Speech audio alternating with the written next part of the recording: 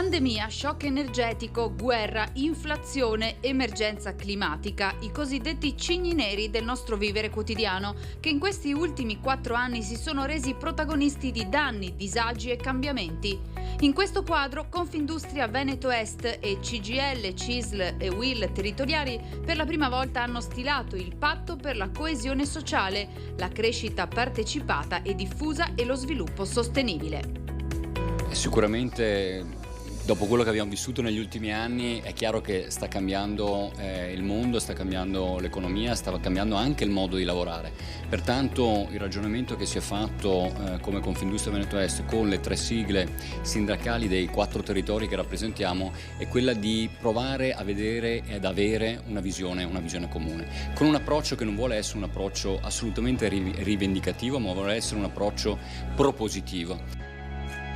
Si tratta di un patto economico produttivo e sociale per il territorio che a livello nazionale rappresenta la seconda più grande Confindustria d'Italia.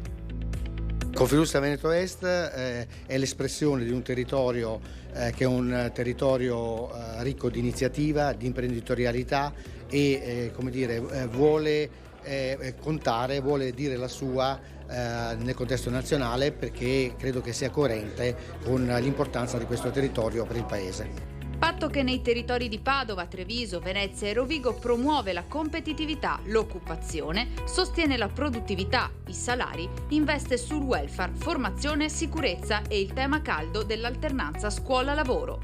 Quindi è necessario rifinanziare il sistema dell'alternanza scuola-lavoro proprio nell'ottica di questa integrazione, di questa sinergia che deve essere fatta per sviluppare le competenze e la capacità delle imprese di accogliere forza lavoro. Con le parti sociali che sentono la responsabilità sui cambiamenti di lavoro molto repentini, tra grandi opportunità e gravi rischi anche di matrice mafiosa. È evidente che rispetto a questo noi attraverso il patto anche accendiamo una luce e costituiamo in qualche modo un presidio che poi deve trovare evidentemente una traduzione a livello di singole aziende. Obiettivi condivisi che intendono rafforzare la contrattazione di secondo livello. Portare la voce del territorio alle istituzioni non solo locali ma anche nazionali e sovranazionali, anche europee, perché vi sono delle possibilità e noi dobbiamo intercettarle tutte.